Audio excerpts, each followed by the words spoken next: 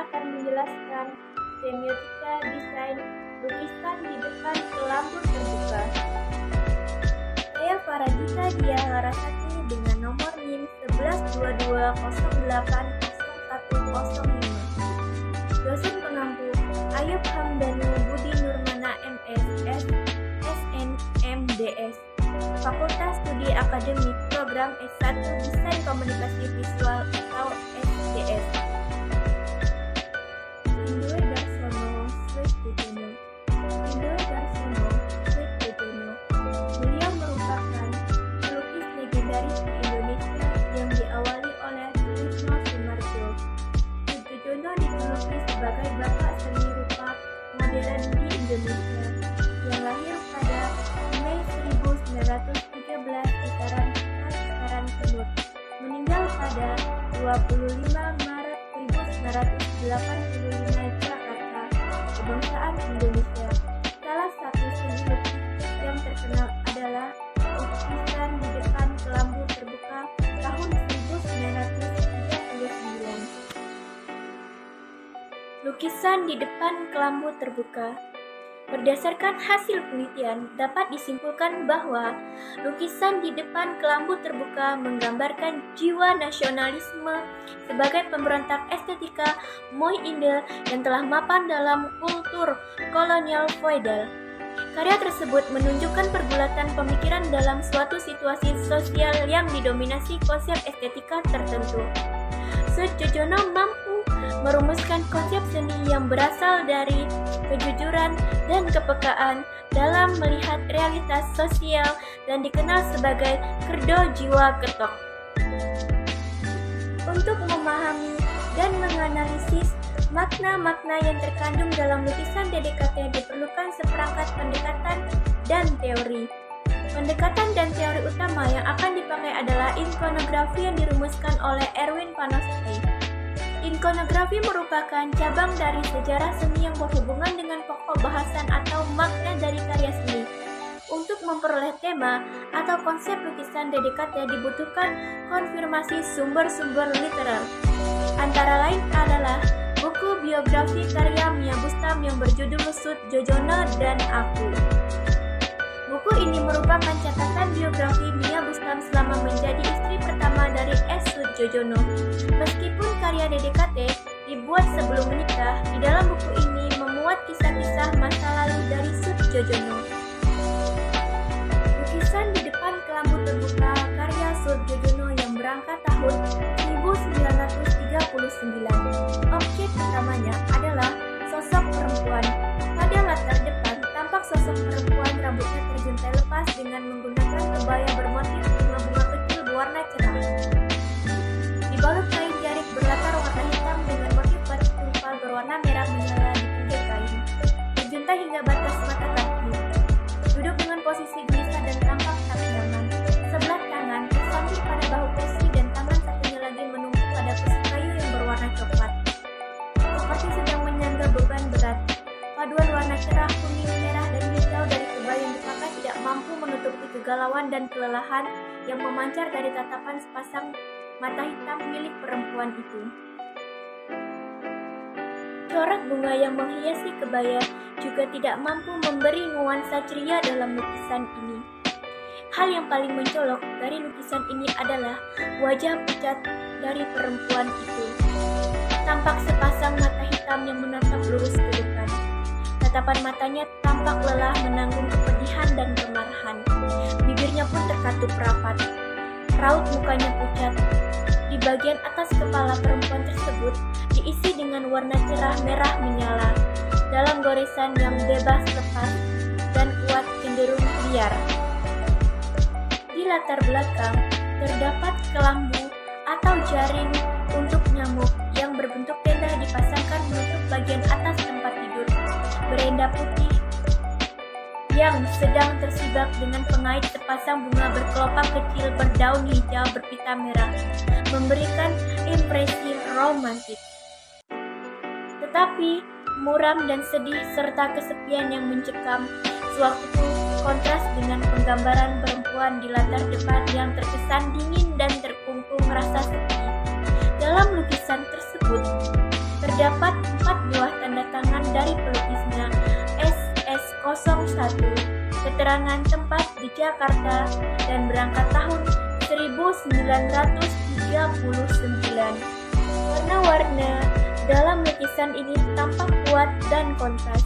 Hasil campuran warna yang suram merupakan jalinan dari warna merah, putih, kuning, hijau yang dikomposisikan juga dengan warna coklat tua. Pemilihan warna yang kuat didukung oleh goresan kasar mampu meredam kontras warna dalam memunculkan kesatuan yang harmonis. Penempatan warna juga memberikan efek ke ruangan sehingga terasa oleh penulis bahwa sosok perempuan tersebut sedang dilukis dalam sebuah kamar dengan kelambu terbuka di latar belakang. Garis-garis yang digoreskan secara bebas dan imajinatif membentuk bidang-bidang dan bentuk objek yang dinamis. Karakteristik garis dalam lukisan ini mempunyai spontanitas yang tinggi dengan tarikan panjang-panjang mengalir tanpa hambatan. Garis dalam seni lukis mempunyai peran penting. Garis dapat merupakan batas suatu benda sekaligus juga memancarkan ekspresi dari pelukisnya. Cat yang digoreskan secara kasar dan tumpuk-menumpuk atau impasto pada lukisan tersebut juga memunculkan efek berupa gaya raba atau tekstur kasar. Tampak Soetjojono tidak berkehendak untuk mengejar ketepatan bentuk objek secara profesional dan ideal sebagaimana yang terangkap oleh mata kita. Akan tetapi, lukisan ini terasa mempunyai ritme dan elan vital. Menurut pada teori gaya yang dikemukakan oleh Feldman, gaya lukisan DDKT ini bisa dikategorikan ke dalam gaya emosi yang bisa dilacak dari aspek kebentukan. Bentuk-bentuk dalam karya Soetjojono tersebut tidak mengejar ketepatan bentuk-bentuk yang ideal dan halus, sebagaimana lukisan realistik, tetapi lebih mengutamakan kekuatan ekspresi dari objek gambar. Hal ini dibuktikan dengan penggunaan garis yang spontan mengalir bebas lepas tanpa hambatan. Fungsi utama dari unsur-unsur visual dari lukisan tersebut adalah untuk menciptakan bentuk-bentuk yang tidak mampu direkam kamera, yaitu getaran emosi. Karya Soetjojono yang berangkat tahun 1939 ini dibuat dalam situasi masyarakat Indonesia sedang berjuang melawan penjajahan. Masa penuh kesulitan dan kemiskinan di mana-mana, terutama di kalangan masyarakat yang berada di desa-desa atau perkampungan. Kondisi sulit akibat penjajahan tersebut mendorong munculnya patologi sosial. Tidak sedikit orang-orang yang berbondong-bondong pindah ke perkotaan untuk mengadu nasib atau tetap memilih tinggal di desa dan pasrah terjebak dalam kemiskinan yang pahit.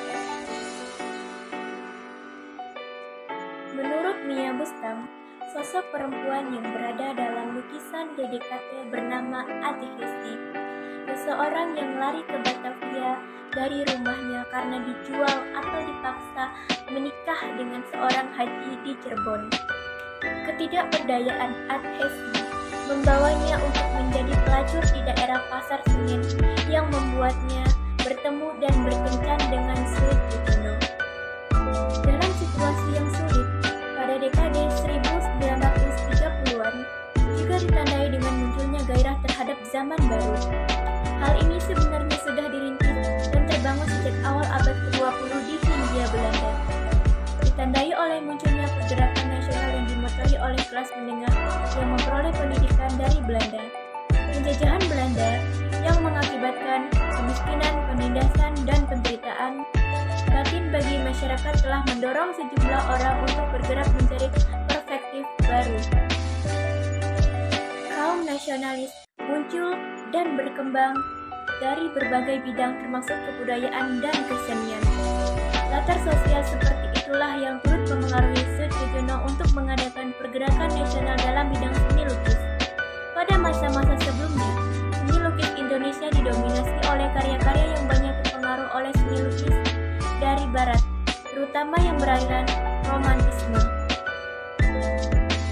Umumnya lukisan tersebut memuat keindahan-keindahan Indonesia terdiri dari hamparan sawah, aliran sungai, dan gunung yang menjulang kebiru-biruan. Dari kejauhan, selain lukisan pemandangan, juga lukisan potret yang menggambarkan kecantikan, keeksotisan, dan kekuasaan serta kemewahan golongan atas masyarakat Hindia Belanda. Pada masa-masa tahun 1930 sampai dengan 1940-an, muncul suatu kebudayaan Indis, yaitu percampuran antara kebudayaan yang dibawa oleh bangsa Belanda dengan budaya asli penduduk pribumi. Kebudayaan tersebut muncul akibat kontak yang lama dan intensif antara bangsa Belanda dengan penduduk pribumi. Kebudayaan ini menyebar dan tampak pada berbagai macam unsur kebudayaan seperti pada bahasa, kelengkapan hidup, kesenian, arsitektur, pendidikan, gaya pakaian, ilmu pengetahuan, dan lain-lain. Pemahaman mengenai gaya hidup dari kebudayaan ini dibutuhkan untuk memahami dan melakukan prinsip korektif sejarah tipe pada simbol-simbol yang terdapat dalam lukisan di depan kelambu terbuka. Dalam lukisan tersebut, terdapat sosok perempuan yang mengenakan kebaya dan jarik duduk di atas kursi dengan kelambu di latar belakang. Pada masa tersebut, umumnya perempuan mengenakan kebaya sebagai pakaian sehari-hari.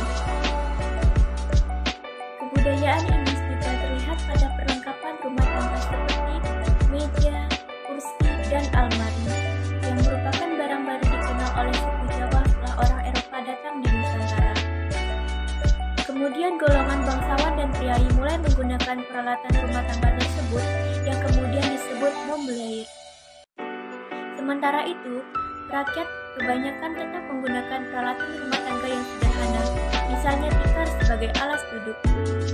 Selain para priai yang menggunakan peralatan rumah tangga berupa almari, meja, kursi, dan ranjang berkelambu adalah orang Indo dan masyarakat Timur Asia, seperti Cina, Arab, dan sebagainya. Tim kronologis di depan kelambu terbuka.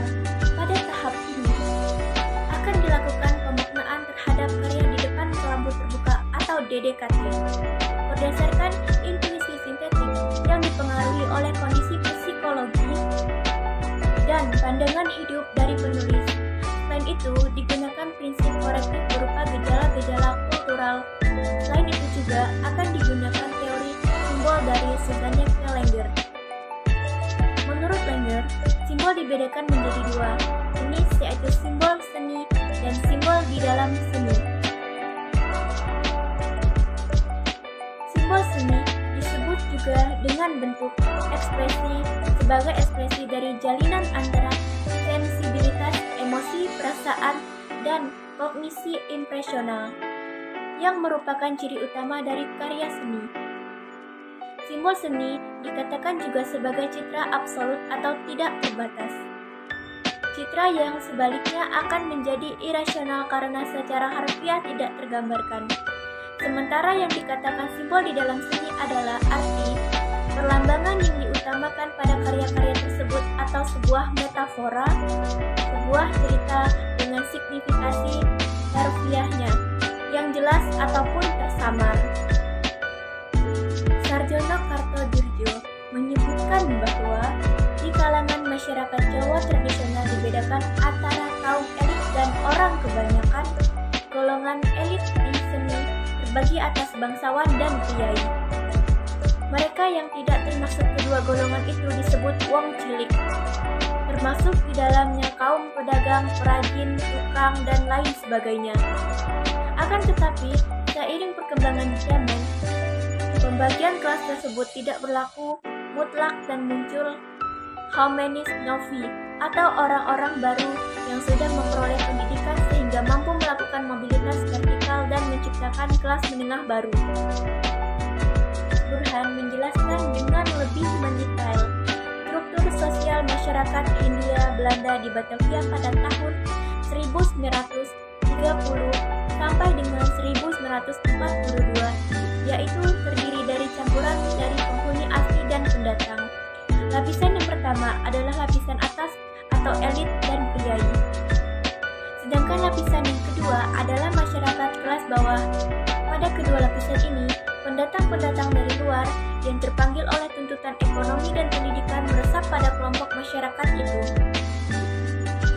Selanjutnya dijelaskan oleh Agus Burhan bahwa di Batavia masyarakat kelas bawah terdiri dari orang-orang Betawi asli dan para pendatang.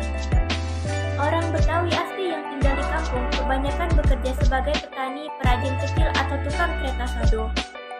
Gelombang urbanisasi dan kecilnya diferensi serta kesempatan kerja menyebabkan merebaknya kehidupan jalanan seperti pelacur dan gelandangan. Di catatan studi tentang buruh di Batavia pada tahun 1937 menunjukkan bahwa rata-rata penghasilan mereka adalah 30 sampai dengan 35 sen per hari yang habis digunakan untuk memenuhi kebutuhan makan.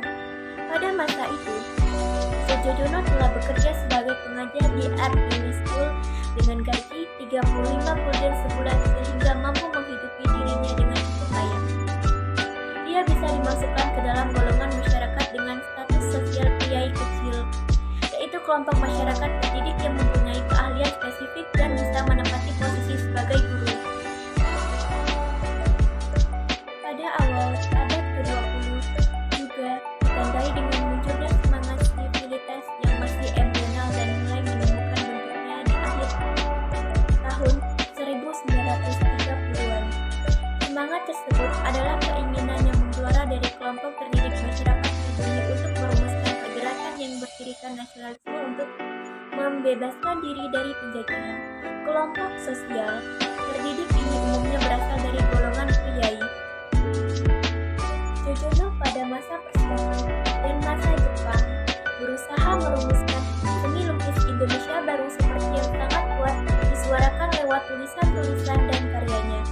Jiwa semangat itu adalah menolak estetika seni lukis Moe Inde yang hanya mengungkapkan keindahan dan eksotisme saja. Dengan semangat nasionalisme, Soetjojono ingin membawa seni lukis Indonesia pada kesadaran tentang realitas sosial yang dihadapi bangsa dalam penjajahan. Karya Soetjojono mencerminkan kegelisahannya dalam menyelami realitas kehidupan. Gelora kehidupan yang kalut pada masyarakat terbaca dalam lukisannya. Lukisan itu bagai buku kehidupan bagi mereka yang membacanya. Secara keseluruhan lukisan itu mengekspresikan perasaan kemanusiaan yang dalam. Rumusan mengenai konsep seni tersebut mewujud dalam karya di balik lampu terbuka yang menggambarkan keberpihakan Soetjojono pada realitas masyarakat pribumi yang tragis. Soetjojono berhasil menghadirkan ekspresi muka seorang perempuan yang lelah menjalani kehidupan, memilih menjadi pelacur untuk menghidupi dirinya daripada dipaksa menikah dengan orang yang tidak dicintai. Dengan demikian, lukisan Soetjojono di depan kelambu terbuka dapat dimaknai sebagai upaya perjuangan pencarian konsep estetika yang bersumber dari konteks masyarakat dan menghasilkan suatu kerja seni sebagai jiwa kuno serta keinginan yang berkobar berlandaskan jiwa nasionalisme.